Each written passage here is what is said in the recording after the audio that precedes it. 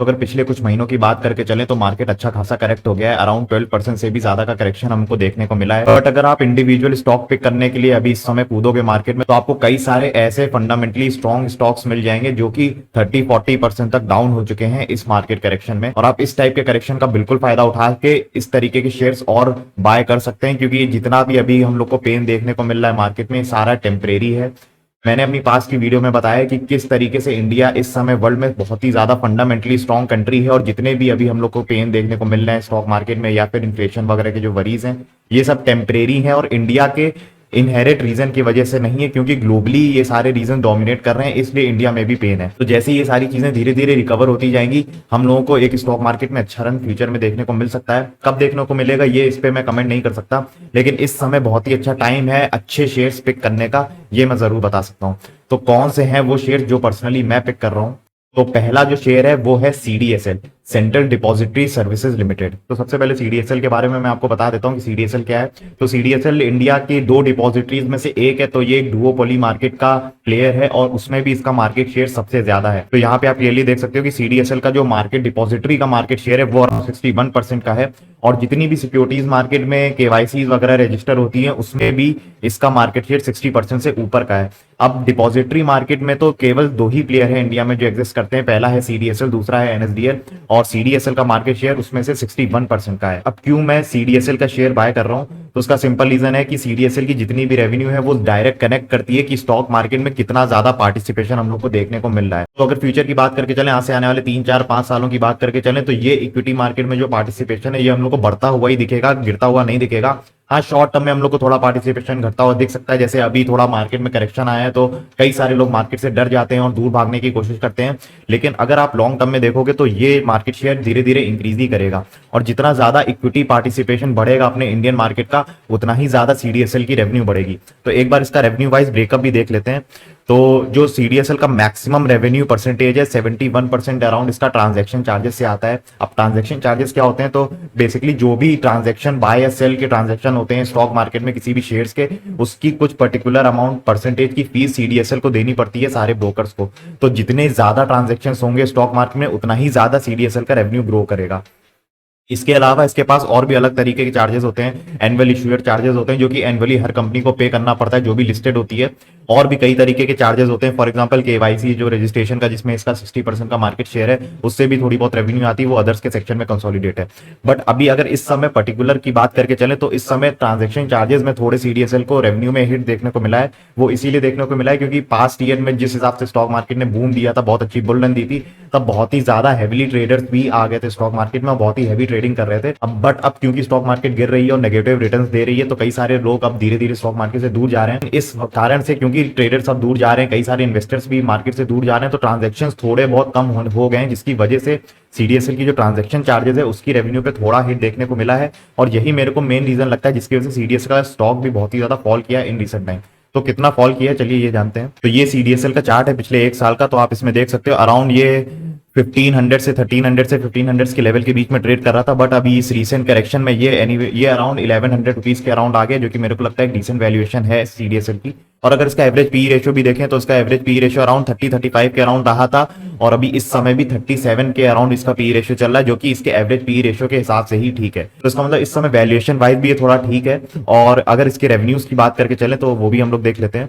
तो अगर यहाँ पीएनएल में आ जाए तो हम लोग देख सकते हैं कि 2011 से मार्च 2022 तक इसका अच्छा खासा एक ऑर्गेनिक रेवेन्यू ग्रोथ हम लोग को देखने को मिली है, और वही सेम चीज हम लोग को प्रॉफिट में भी देखने को मिली है कि 51 करोड़ से आज की डेट में इसके प्रॉफिट्स 311 करोड़ के हो गए हैं पास्ट 11-12 ईयर्स में, जो कि एक बहुत ही अच्छा साइन है। मतलब ऑलमोस्ट 6 टाइम्स हो गए हैं इसके प्रॉफिट पिछले पास्ट 10 ईयर्स में, जो कि एक बहुत ही अच्छा रेवेन्यू ग्रोथ और प्रॉफिट ग्रोथ का साइन है। अब ये कंपनी मेरे को इसलिए भी पसंद है क्योंकि एसेट लाइट मॉडल पे वर्क करती है, इसका मतलब इसमें कोई कैपिटल इंटेंसिव खर्चा या एक्सपेंडिचर नहीं होना है, जिसकी वजह से इसके रेवेन्यू पे ज्यादा हम लोग को हिट देखने को मिले। क्योंकि जनरली कैपिटल इंटेंसिव बिजनेसेस में ये होता है कि जितनी ज्यादा सेल बढ़ती है उतनी ज्यादा एक्सपेंसेस भी बढ़ते हैं, बट सीडीएसएल के साथ ये चीज ट्रू नहीं है। तो इसकी रेवेन्यू तो बहुत तेजी से बढ़ सकती है लेकिन एक्सपेंसेस उतनी तेजी से नहीं बढ़ेंगे। तो अगर हम लोग इसका ऑपरेटिंग प्रॉफिट मार्जिन भी देखें तो वो भी बहुत ही ज्यादा एक्सपैंड करता हुआ देख सकते हैं हम लोग। ऑलरेडी इनका ऑपरेटिंग प्रॉफिट मार्जिन 66% का ऑपरेटिंग प्रॉफिट मार्जिन है, जो कि बहुत ही अच्छा है मेरे हिसाब से। और क्योंकि डिपॉजिटरी मार्केट एक डुओपोली मार्केट है, इसमें नए एंट्रेंस का आना ऑलमोस्ट नेक्स्ट टू इम्पॉसिबल है, इसलिए इसके बिजनेस को कॉम्पिटिशन से भी खतरा बहुत ही कम है।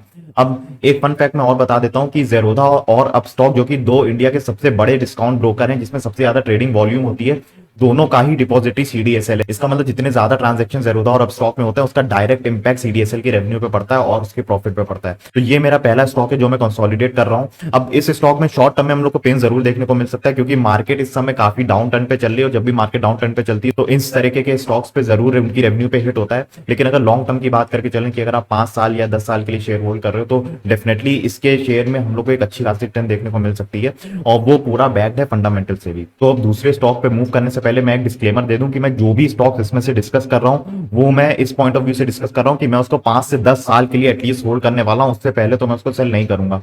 तो आप इसको इस पॉइंट ऑफ व्यू से बिल्कुल मत लीजिएगा कि अगले 2-3 साल के अंदर ये स्टॉक्स बढ़ जाएंगे और अच्छी रिटर्न देंगे।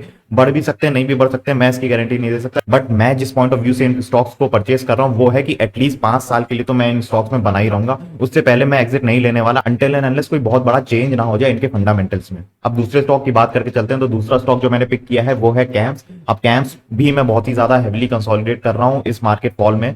अब कैम्स एक्चुअली में एग्जैक्टली करता क्या है आइए इसके बारे में जानते हैं। अब कैम्स एक म्यूचुअल फंड का रजिस्ट्रार है। अब पर्टिकुलरली केवल म्यूचुअल फंड सेक्टर की बात करके चलें क्योंकि उसी से इसकी सबसे ज्यादा रेवेन्यू जनरेट होती है, तो उसमें इसका 69% का मार्केट शेयर है। और सबसे अच्छी बात यह है कि ये भी एक डुओपोली मार्केट में एग्जिस्ट करती है। तो इस रजिस्ट्रार के बिजनेस में केवल दो ही कंपनीज इस समय है, पहला तो है कैम्स जिसका 69% का मार्केट शेयर है और दूसरा है के फिनटेक जो कि पहले कार्बी के नाम से जाना जाता था। तो केवल यही दो प्लेयर हैं जो कि आज की डेट में रजिस्ट्रार है म्यूचुअल फंड कंपनीज के। अब रजिस्ट्रार बेसिकली करते क्या है, तो जितने भी म्यूचुअल फंड कंपनी के बैक एंड पे ट्रांजैक्शन होते हैं, सारे ऑपरेशनल ट्रांजैक्शन जो होते हैं, तो ये बुक कीपिंग और सारे ट्रांजैक्शन होने की जिम्मेदारी ये सारे रजिस्ट्रार्स की होती है।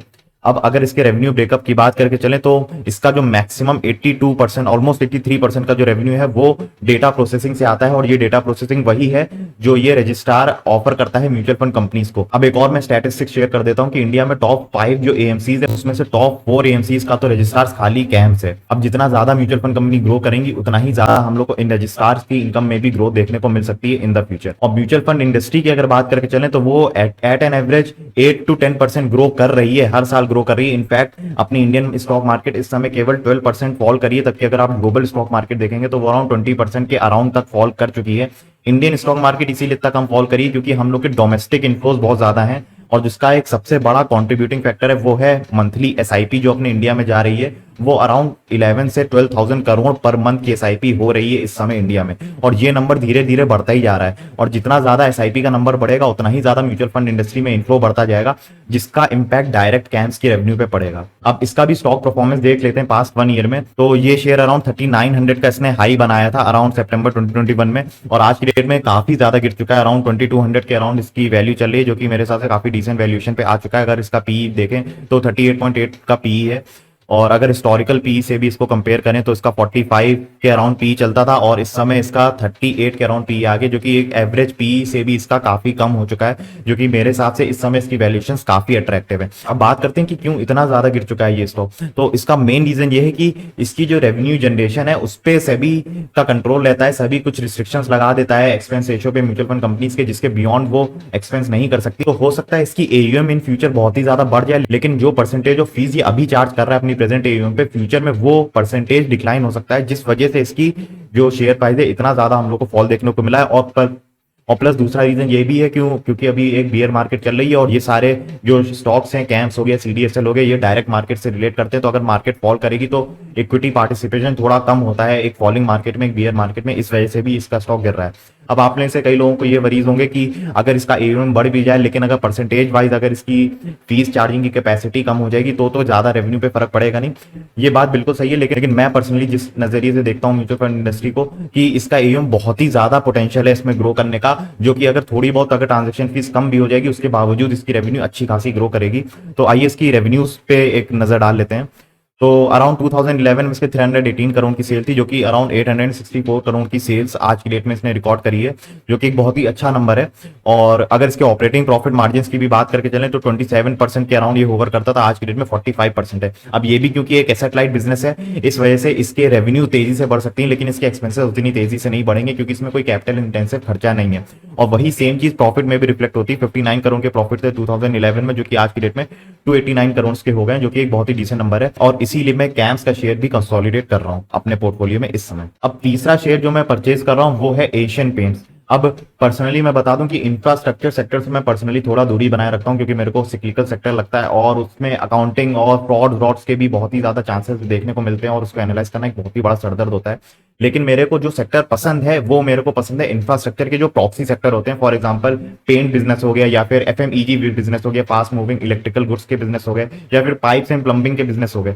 ये जो इंफ्रास्ट्रक्चर प्रॉक्सी कंपनीज है ये मेरे को बहुत ही ज्यादा पसंद आते हैं, क्योंकि इनके बिजनेस मॉडल काफी ज्यादा रोबस्ट होते हैं, डेट कम होती है और इनकी रेवेन्यू ग्रोथ भी अच्छी देखने को मिल जाती है। और इन इंफ्रास्ट्रक्चर के प्रॉक्सी सेक्टर जो होते हैं इसमें आपको एक बहुत ही अच्छी परफॉर्मिंग कंपनीज मिल सकती हैं। तो एशियन पेंट एक इंफ्रास्ट्रक्चर प्रॉक्सी सेक्टर है मेरे हिसाब से, और बहुत ही अच्छी कंपनी है। और इस समय एशियन पेंट भी काफी ज्यादा फॉल कर गया है, एक लार्ज कैप कंपनी होते हुए बहुत ही ज्यादा फॉल कर गया है। तो आइए एशियन पेंट्स के बारे में भी देखते हैं। तो अगर मार्केट शेयर की बात करके चले तो 60% का मार्केट शेयर इसका डेकोरेटिव पेंट्स में है और 20% का मार्केट शेयर इसका ऑटोमोटिव कोटिंग्स में है। तो 60% मार्केट शेयर एक बहुत ही अच्छी बात है इंडियन पेंट इंडस्ट्री में। तो मैक्सिमम इसका जो रेवेन्यू आता है उसका 97% तो खाली पेंट बिजनेस से आता है। अब पेंट बिजनेस इसका अपने आप में बहुत ही ज्यादा डाइवर्सिफाई है, तो मतलब केवल पेंट्स अब एशियन पेंट्स नहीं बनाता है, और भी कई कई तरीके के प्रोडक्ट्स बनाता है, कई तरीके के products. For example doctor fixed जो पिडीलाइट का एक ब्रांड है उसको कम्पीट करने के लिए भी एशियन पेंट ने कई सारे प्रोडक्ट्स बनाए हैं, और ये एक तरीके से कंप्लीटली होम इंटीरियर्स का एक सोल्यूशन निकल के आ रही है कंपनी इस तरह आज की डेट में। और अगर इसके भी शेयर की बात करके चलें तो पास्ट 1 ईयर में ये एनीवेयर अराउंड 3300 रुपीज के अराउंड ओवर कर रहा था, 3500 का इसने हाई बनाया था, और आज की डेट में ये अराउंड 2700 के अराउंड ट्रेड कर रहा है, जो कि एक अच्छा डिसेंट फॉल है मेरे हिसाब से, एक लार्ज कैप कंपनी का डिसेंट फॉल है। अब इसके फॉल का मेन रीजन ये है, एक तो सिंपली मार्केट करेक्ट हो गई, एक तो मेन रीजन यही है।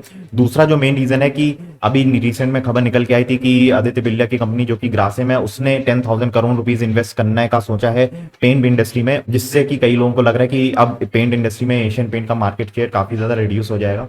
अगर मेरा पर्सनल ओपिनियन मैं बताऊं तो मेरे को ऐसा बिल्कुल नहीं लगता, बिकॉज एशियन पेंट का जिस तरीके का बिजनेस मॉडल है बहुत ही ज्यादा रोबस्ट है, और जिस तरीके की सप्लाई चेन एशियन पेंट ने इतने सालों से बनाई है वो एक बहुत ही ज्यादा super supply chain management Asian paints ने रखा है। और ये धीरे धीरे अपना बिजनेस ऐसा भी नहीं स्टैग्नेंट रखता है, इनोवेट करता रहता है, नए नए प्रोडक्ट्स लाता रहता है। अगर आप 10 साल पहले की बात करके चलो तो केवल पेंट से ही इसका मेजर रेवेन्यू आता था, मतलब जो वॉल पे पेंट्स होते थे। बट आज की डेट में अगर इसके रेवेन्यू की शेयर की बात करके चले तो पेंट से इसने थोड़ा हट के कई और प्रोडक्ट्स डेवलप किए हैं, जिससे भी इसका अच्छा खासा रेवेन्यू आता है, और धीरे धीरे ये टाइम के साथ इनोवेट करती रहती है कंपनी, इसलिए मेरे को बहुत ही ज्यादा पसंद है। तो मेरे हिसाब से अगर कोई नया प्लेयर, बड़ा प्लेयर भी आ जाता है, बड़ी कैपेक्स भी करता है, लेकिन एशियन पेंट्स ने बैरियर्स टू एंट्री इतने अच्छे बना रखे हैं ऑलरेडी, जिसकी वजह से मेरे में भी थोड़ा बहुत इफेक्ट जरूर हो सकता है, एशियन पेंट का मार्केट शेयर थोड़ा बहुत जरूर जा सकता है, लेकिन एक हैवी डेंट छोड़ के जाएगा ये ग्रासिम का इन्वेस्टमेंट, ये मेरे को बहुत ही अनलाइकली लगता है।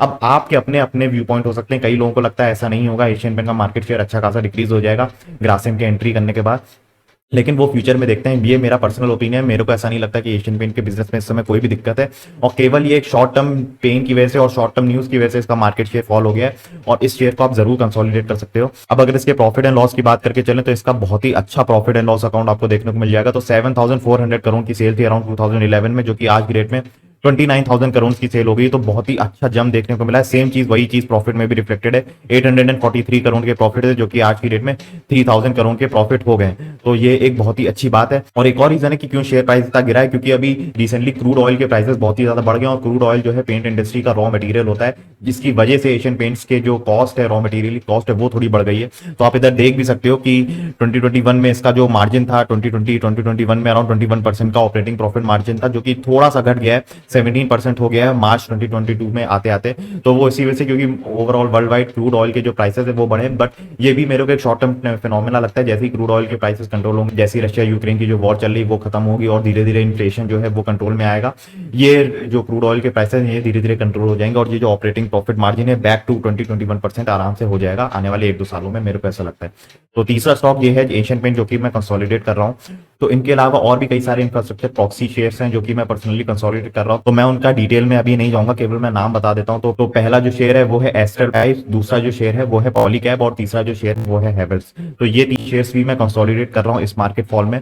अब इसके मैं डिटेल में रिसर्च में नहीं जाऊंगा, वो आप अपने एंड से कर लेना। तो इस वीडियो में अभी मैंने आपको 6 शेयर ऐसे बता दिए जो कि मैं इस मार्केट करेक्शन में और परचेज कर रहा हूँ, और ये जो 2 सेक्टर से बिलोंग करते हैं। तो पहला तो mostly share market, stock market sector से बिलोंग करते हैं 2 शेयर्स, और जो लास्ट के मैंने 4 शेयर बताए वो इंफ्रास्ट्रक्चर प्रॉक्सी शेयर्स हैं। इसके अलावा भी मैं थोड़ा एक्सपोजर आईटी सेक्टर में भी ले रहा हूँ, थोड़ा केमिकल सेक्टर में भी मैंने एक्सपोजर लिया है, और थोड़ा बहुत हेल्थ केयर सेक्टर में भी मैंने एक्सपोजर लिया है। तो उसमें से कौन से स्टॉक्स मैंने पिक किए हैं, उसमें से भी 3-4 स्टॉक मैं इस समय परचेज कर रहा हूँ। तो उन शेयर्स के बारे में मैं अगले वीडियो में बताऊंगा, पूरा डिटेल में एनालिसिस करके बताऊंगा कि क्यों मैं वो वाले शेयर्स पिक कर रहा हूँ। तो इस वीडियो के लिए इतना ही, बट आप कोई भी शेयर परचेज करने से पहले एक चीज मैं जरूर रिकमेंड करूंगा कि अपनी रिसर्च जरूर कर लेना, डू योर ओन रिसर्च। ये केवल मेरा अपना ओपिनियन और कई सारे शेयर्स में मैंने अपने ओपिनियन के हिसाब से वो शेयर परचेज किए। कई लोगों के ओपिनियन डिफरेंट आपको मिल जाएंगे मार्केट में, जिनको नहीं लगेगा कि उन शेयर्स में इस समय इन्वेस्ट करने लायक है। तो इसीलिए मैं कह रहा हूं कि आप अपनी खुद की रिसर्च करो तभी शेयर्स को पिक करो। ये मैं अपनी पर्सनल ओपिनियन बता रहा हूं और मेरे ओपिनियन के हिसाब से आप अपनी इन्वेस्टिंग बिल्कुल मत करना। मैं क्या कर रहा हूं मैंने वो बता दिया। इसी तरह के और अपडेट्स पाने के लिए आप लोग मेरे चैनल को जरूर सब्सक्राइब कर दो और उसमें एक बेल आइकन आपको मिलेगा, आप उसको भी प्रेस कर दो। आप अगर मेरे को और अदर सोशल मीडिया हैंडल्स पे फॉलो करना चाहो जिसपे मैं करंटली एक्टिव रहता हूँ, रेगुलर बेसिस पे अपडेट्स शेयर करता रहता हूँ, तो आप इन सारे लिंक्स पे जाके क्लिक करके उनको फॉलो कर सकते हो। मैं इन सबका लिंक अपने डिस्क्रिप्शन में भी दे दूंगा, तो आप इजीली जाके उनको चेक कर सकते हो। और अगर आपको वीडियो अच्छा लगा तो लाइक जरूर कर देना। तब तक ये बाय बाय।